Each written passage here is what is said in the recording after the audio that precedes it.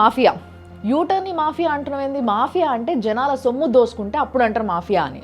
అవును, ఈ యూటర్న్ల వల్ల కేవలం హైదరాబాద్లోనే 10,000 కోట్ల రూపాయలు జనాల సొమ్ము ఎట్లా బర్బాద్ అవుతుందో తెలిస్తే మీరు కూడా యూటర్న్ని మాఫియా అనే అంటారు. ఈ ట్రాఫిక్ సిగ్నల్ దగ్గర బండ ఆపి నిలబడ్డా కూడా ఫ్యూయల్ ఖర్చు అవుతుంది కదా అని మీరు అనుకోవచ్చు. కానీ ఈ ఎంక్రోచ్మెంట్లు లేకపోతే మ్యాక్సిమం 4 to 5 minutes సిగ్నల్ దగ్గర ఉండి వెళ్ళిపోవచ్చు. అదే సిగ్నల్ దగ్గర ఒక 4-5 నిమిషాలే ఆగాల్సి వస్తే దానికి న్యూట్రల్లో బండి ఉన్నప్పుడు ఎంత ఫ్యూయల్ ఖర్చు అవుతుంది, లేదా ఈ యూటర్న్ల చుట్టూ కిలోమీటర్న్నర తిప్పుకుంటా, అది కూడా first second gear maximum third గేర్లో పోతారేమో, అట్లా పోతే ఎంత ఫ్యూయల్ ఖర్చు అవుతుంది.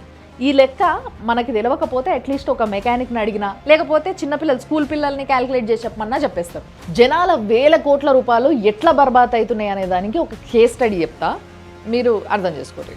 ఇప్పుడు అపోలో నుంచి లేకపోతే జర్నలిస్ట్ కాలనీ మీదకి వెళ్ళి జూబ్లీ చెక్ పోస్ట్ పోవాలి అని అంటే రోడ్ నెంబర్ 45లకు పోయి ముందుకు పోయి యూటర్న్ తీసుకొని రావాలి. ఇదంతా 1.5 కిలోమీటర్ దూరంలో ఉంది. అంటే యూటర్న్ తీసుకొని తిరిగి రావడం 1.5 కిలోమీటర్ అవుతుంది. అయితే మేమేం చేసినామంటే అలాంటి యూటర్న్ దగ్గర ఎన్ని వెహికల్స్ యూటర్న్ తీసుకుంటున్నాయి అనేది రికార్డ్ చేస్తే ఎవ్రీ మినిట్ 75 బైక్స్, 13 ఆటోలు, 23 4 వీలర్స్ యూటర్న్ తీసుకుంటున్నాయి ఆన్ యావరేజ్ గా. అది జస్ట్ 1 minute-కే. అదే ఒకవేళ గంటకి, లేకపోతే ఒక రోజుకి, లేకపోతే ఒక నెలకి క్యాలిక్యులేట్ చేస్తే బైక్స్ 32,40,000 యూటర్న్ తీసుకుంటున్నాయి. అండ్ ఆటోస్ 5,61,600 యూటర్న్ తీసుకుంటున్నాయి. 9,93,600 4 వీలర్స్ యూటర్న్ తీసుకుంటున్నాయి. ఇది జస్ట్ 1 month లెక్కలే. ఒక్క యూటర్న్ దగ్గర 1 month లో వెళ్తున్న వెహికల్స్ ఇవి.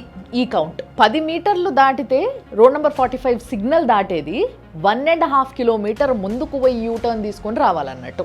దీనివల్ల జనాల జేబుల నుంచి ఎన్ని కోట్ల రూపాయలు ఖర్చు అవుతుంది ఎక్స్ట్రా అంటే ఈ 1.5 కిలోమీటర్ ఎక్స్ట్రాకి నేను చెప్తా. సో ఫస్ట్ బైక్ అనుకుంటే, ఇప్పుడు బైక్ అంటే ఆన్ యావరేజ్ ఒక 40 కిలోమీటర్ల మైలేజ్ ఇస్తుంది కదా. సో అట్లాంటి బైక్ 1.5 కిలోమీటర్ జర్నీ చేయాలి అని అంటే 4 రూపీస్ ఖర్చు వస్తుంది దానికి ఆన్ యావరేజ్. సో ఈ లెక్కన నెలకి 1,29,60,000 రూపాయలు స్పెండ్ చేయాల్సి వస్తుంది.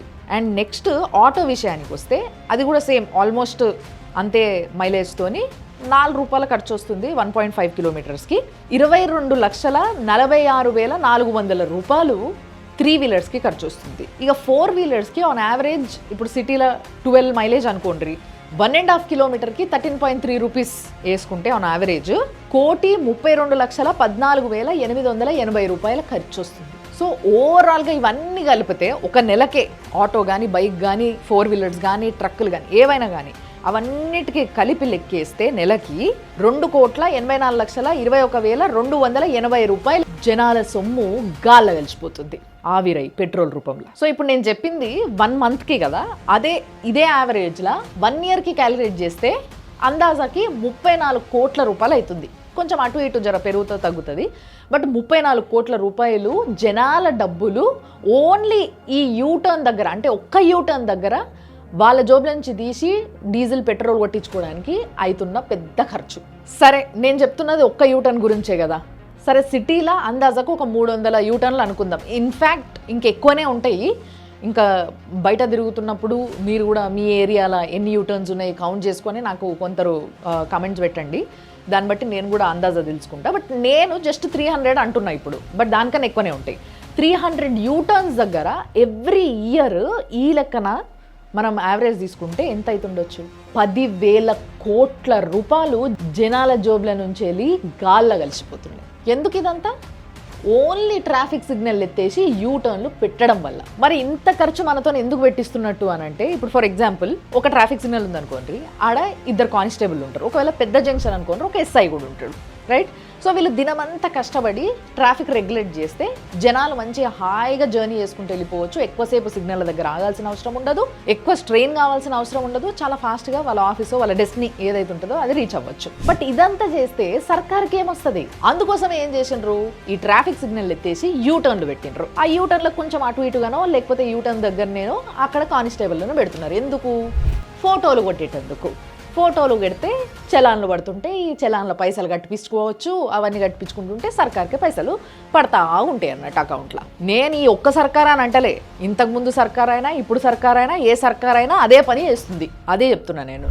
అండ్ ఈవినింగ్ ఇదే ట్రాఫిక్ పోలీసు వాళ్ళని మంచిగా ఈ డ్రంక్ అండ్ డ్రైవ్ ఎవరైతే పోతుంటారో వాళ్ళని పట్టుకోవాలి, వాళ్ళ దగ్గర నుంచి కూడా ఇవే కలెక్షన్లు. నేను compulsory drunk and drive test చెయ్యాలి, పట్టుకోవాలి అనే చెప్తున్నా. కానీ ఎప్పుడు చేయాలి, ఎట్లా చేయాలి?